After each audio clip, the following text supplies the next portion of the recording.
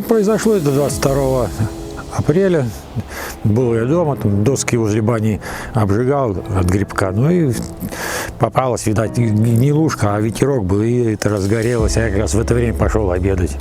А вышел уже, когда уже тут все горело. За считанные минуты, считаю, до дома добрался.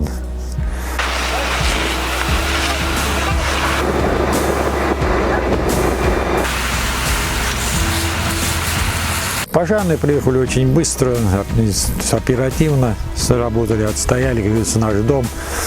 И все, за это им большое спасибо, низкий поклон за их профессионализм. Главное, живо, здорово, все остальное сюда потихоньку обустроится. Главное, не падаем духом, и все.